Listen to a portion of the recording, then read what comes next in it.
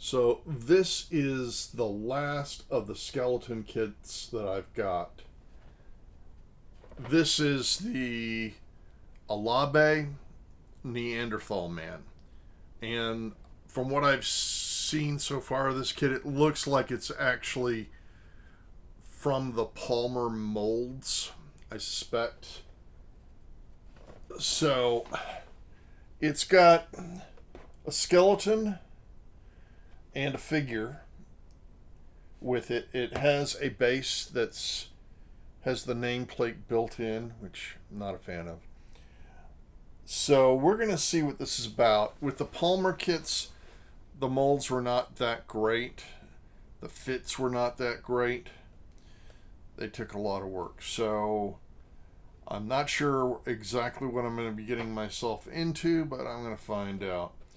Anyway, so let's jump into the Alabe Neanderthal Man.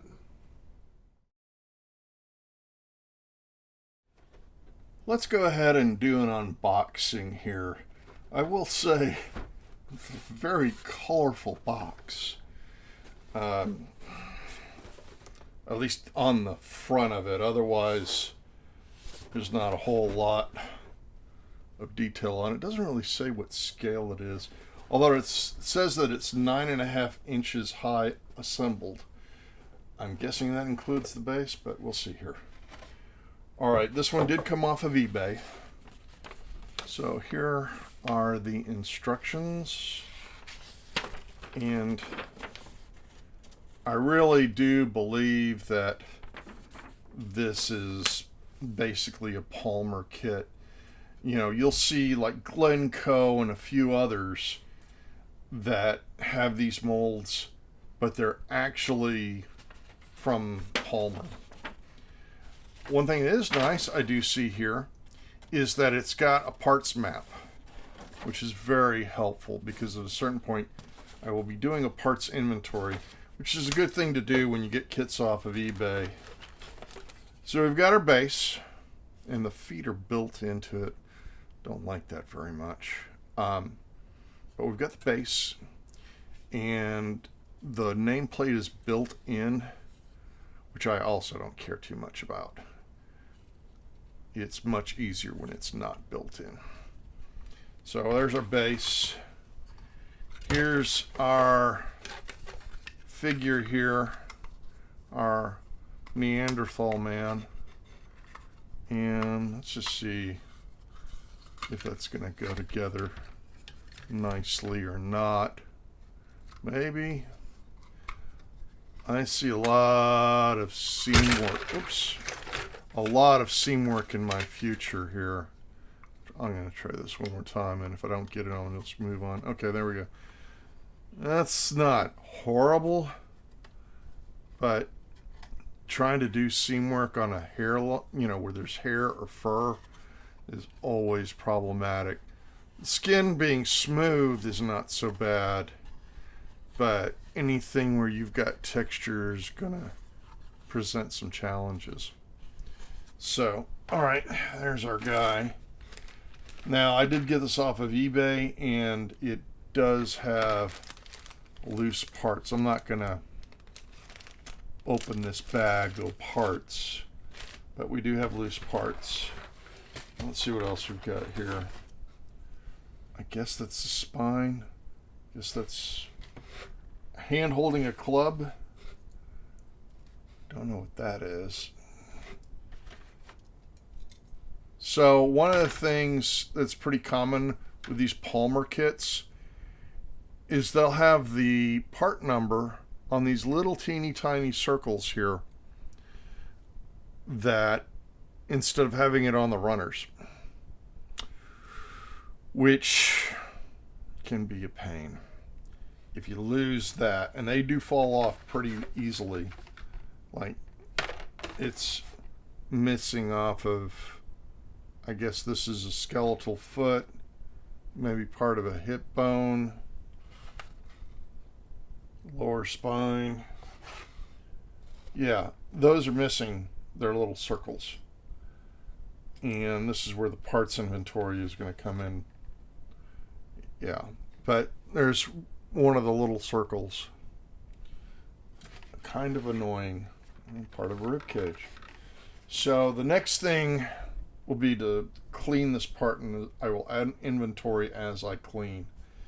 But that's our Neanderthal man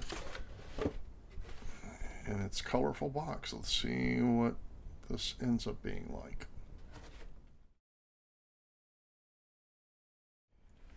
In the injection molding process, a release agent is used to free the parts from the molds. The problem with that is there could be a residue left over that could impact your paint job. So it's always a good idea to clean your parts. Now, my usual process is to squirt the parts down with Windex, wipe them down, then squirt them down with water, wipe them down again. In this case, I did that with some of the parts, but since there was a plastic bag already holding the parts, I just put the loose parts into the bag, squirted a bunch of Windex into it, shook it around to agitate it, then put the parts into another plastic bag, squirted that down with water, shook it again, and then laid them down and wiped the parts down. So that's always a good idea because you don't want that release agent screwing up your paint job.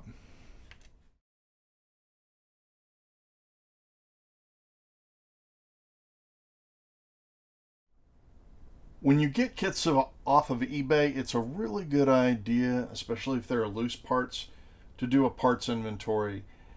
And I just got done with the parts inventory, and it is missing some parts. It appears to be missing, I think maybe a femur, and the other half of the skull. I think we get the right side, we're missing the left side of the skull. There is this one part that doesn't seem to be in the parts map, and I'm wondering if it's the skull that somehow did not make it through the molding process. So I foresee that I'm going to be sculpting a half of a skull and a missing bone, whatever that is. Either it's a femur or an arm bone, I don't know. But it's not going to be a showstopper, it's just going to get in the way. Anyway, so I've got the parts inventoried and cleaned. Assembly will be next.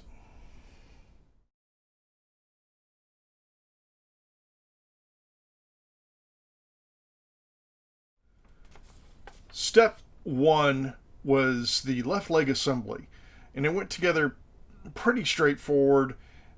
Mine seemed to naturally have a little more bend at the knees and the ankle than what the box picture shows, but I'm just going to go with it and see what happens. I'll fix it if I need to.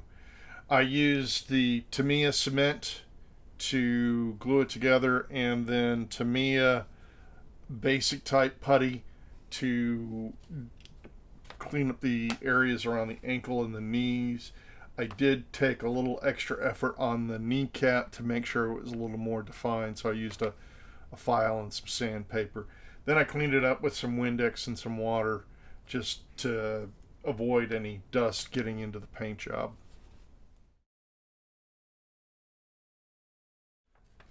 Step two was the right leg assembly, and pretty much it was the same as step one. In fact, they probably put these two steps together. It's three parts: the foot, the femur, and the tibia and fibula. So they went together straightforward, and just like the left leg, it needed to have some putty done, so I did that. And there was a lot of flashing that had to be cleaned up. So those parts are done. Now I'm going to move on to the hips.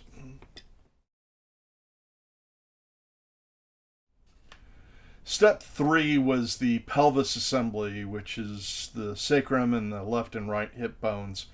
These did not go together well. There was not enough plastic to plastic content for the cement to work. So I ended up having to use the Zap-A-Gap super glue and the Instaset accelerator to glue these parts together. And after that, I used the Tamiya putty to smooth all that out, and of course sanded it and filed it down. This piece of the assembly is an important piece because the spine sits on top of it, but it did not go together well.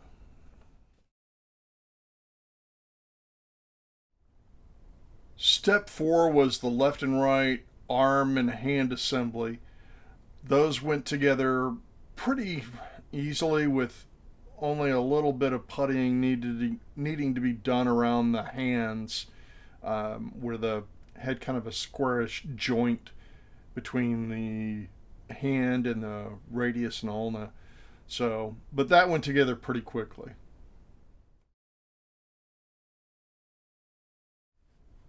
Step 5 was connecting the legs to the hip bones.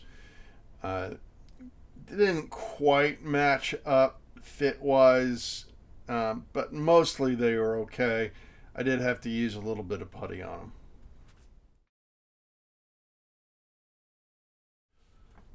Step 6 was the ribcage assembly, which included the spinal column, the left and right side ribs, the two scapulas, left and right, and the sternum and clavicle. So those went together pretty well. I did use along the spinal column and where the scapula attached on the inside the Vallejo plastic putty for those smaller seams, and I did use the Tamiya basic putty on the sternum where it connects into the rib cage. I did make a mistake. There were some little tabs that I thought were flashing that I cut off that I probably should have left on, but with the help of a little bit of the Zap-A-Gap and Instaset, I was able to get that put together and then puttied up and good to go.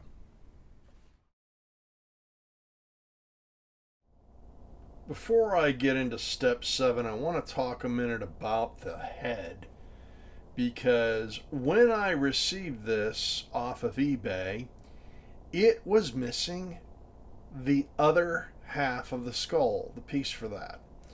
So I ended up having to use milliput to sculpt the rest of the head.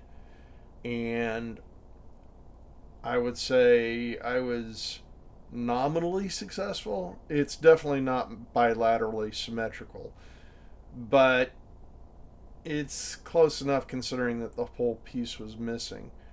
So that did take some work, and I did it in parts. I did some of it to kind of lay down a scaffolding, let that dry, then do another layer to get closer to not the full head sculpt, but most of it, and then came over with the last layer where I really got into trying to make it match the other side of the skull and get the face and eyes and nose and teeth together. So, not perfect, okay, far from it, but it'll work. So, yeah, he's not quite the Elephant Man, but he is a little lopsided. I've got very minimal experience with sculpting, so this was a good challenge. I can tell that I still got a lot to learn about sculpting.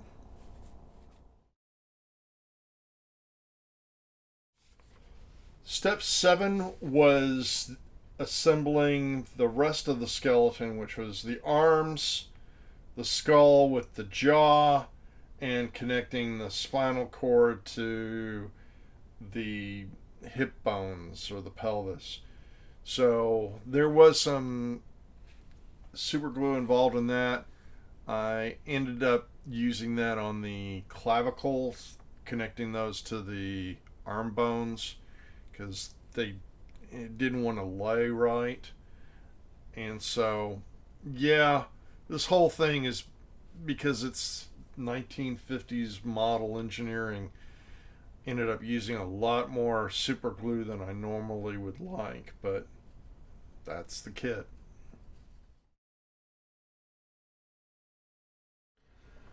Step 8 includes the assembly of the Neanderthal figure plus attaching everything to the base. Now, the Neanderthal figure has two halves and then a hand that's in one piece and a right hand holding a club that's in two pieces, and then it's all supposed to glue to the base.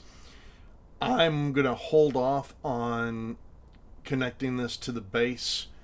I've got some painting that I want to do on it first. Also, the skeleton is supposed to be glued to the base, but I'm going to hold off on that again.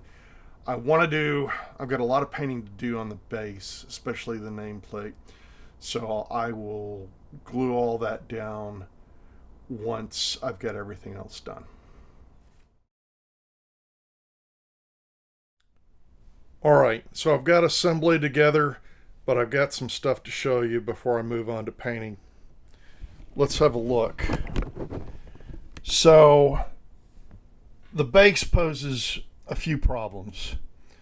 One of them is that the nameplate is built in, so I'm going to have to do that in steps, probably starting with the brass first and doing my usual process for nameplates. But one of the other things is that the feet are not separate from the base. And so I'm going to have to paint the base, and then I'll need to putty this up once I glue it down, which is annoying, but that's the way it is. I wish they had the feet separate from the base, but they didn't do that.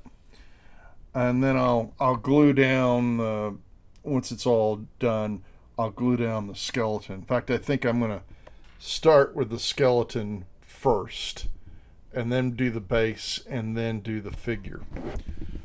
So that's where we're at. Again, assembly done.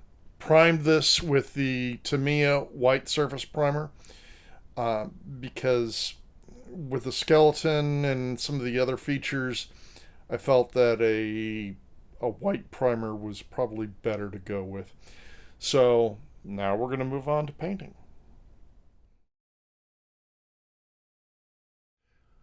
For the skeleton, I'm starting off with a very watered down base coat of Vallejo model color cream white. And I'm doing a very thin coat so I can get in between all those ribs and bones. And because it is such a thin coat, I will likely have to come over with another coat, another base coat. But the idea is I'm going to be building up layers of color. For the skeleton on the second base coat, I used the Vallejo model color cream white again, and I also mixed into it a little bit of the Vallejo model color pale brown. And that should just about get the right amount of coverage before I move on to the next step, which will probably be doing a shadow coat wash, and after that a highlight dry brush.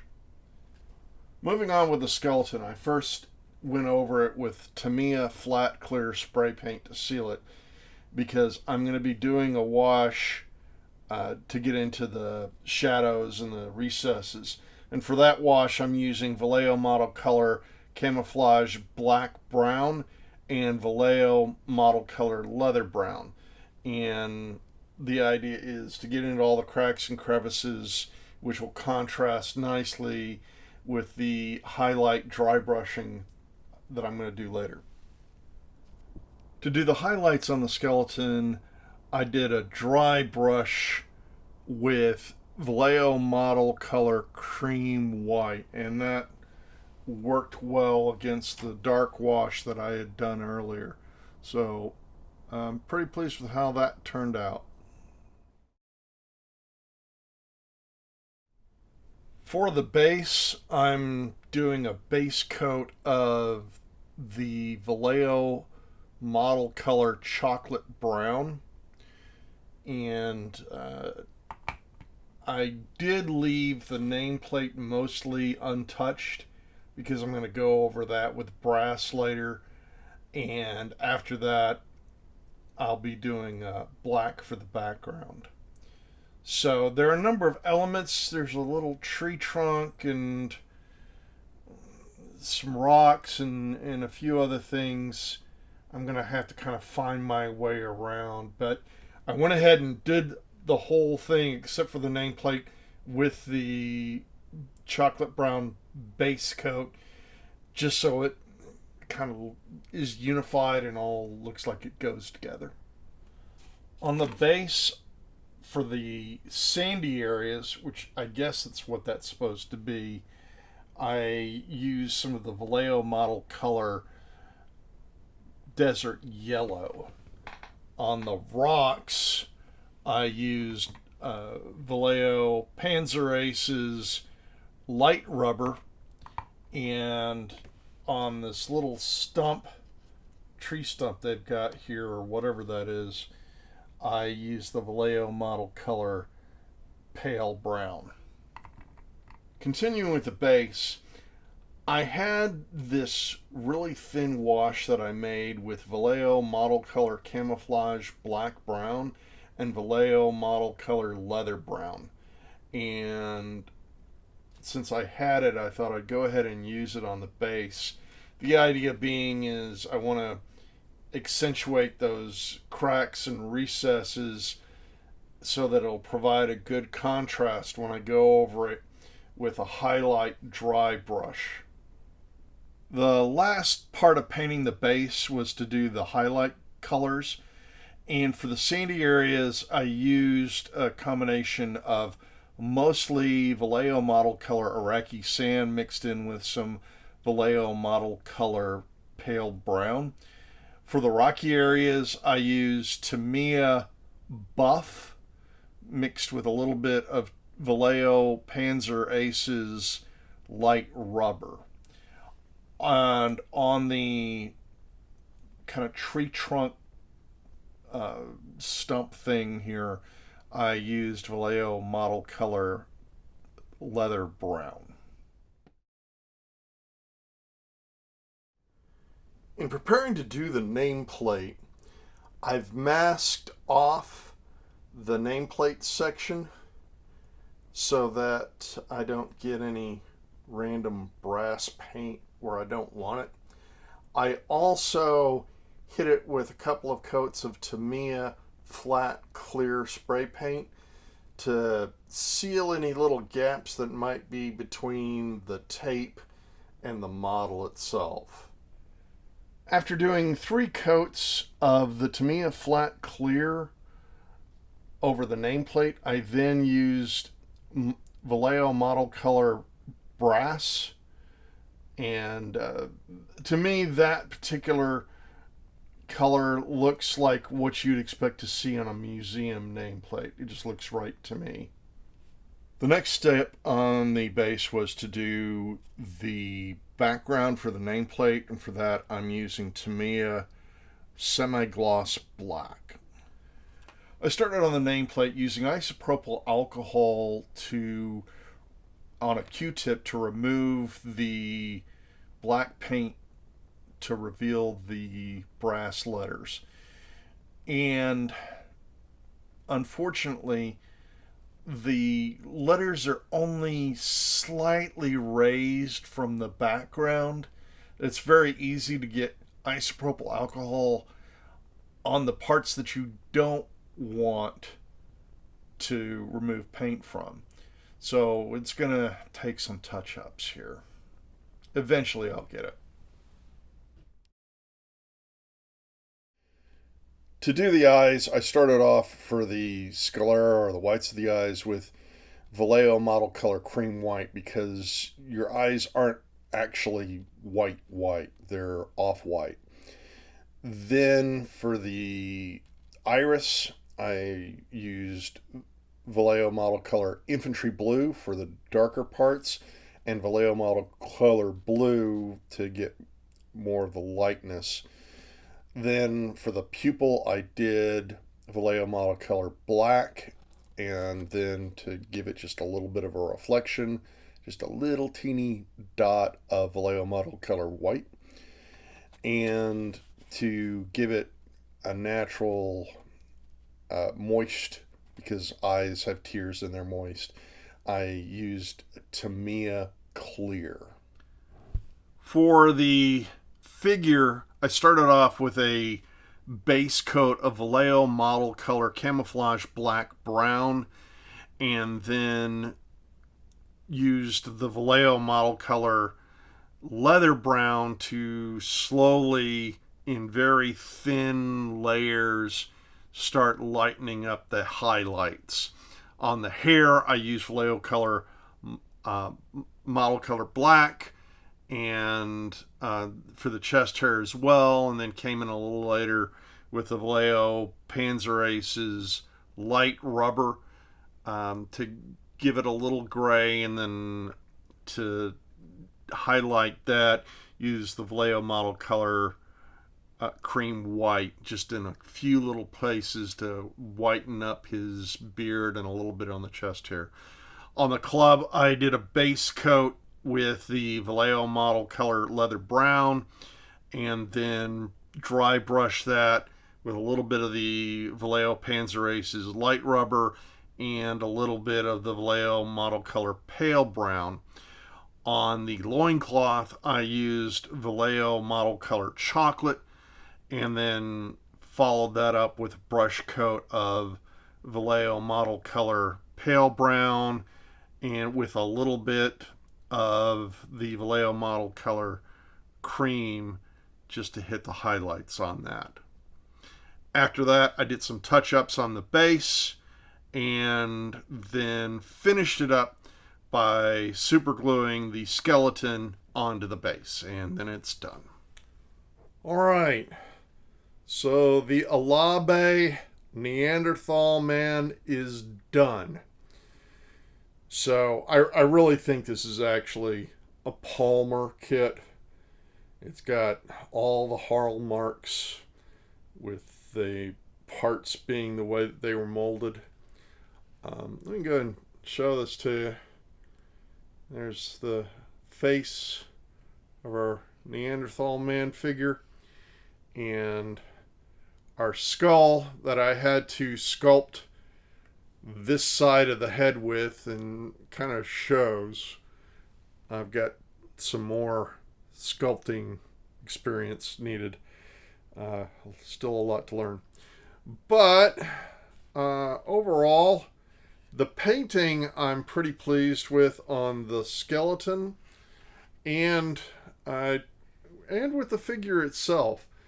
I tried some new things. I've never used a wet palette before, so I used a wet palette and started off with a very dark base coat, and then worked with very thin subsequent lighter coats to build up the highlights, and practice a little bit on the eyes. I still need practice on it. I need practice on figure painting in general. Eyes are not easy, but good practice. Pretty pleased with it. Yeah, so the Alabe, actually Palmer, Neanderthal figure and skeleton, all done. Not sure what the next adventure is going to be, but there will be one, so stay tuned.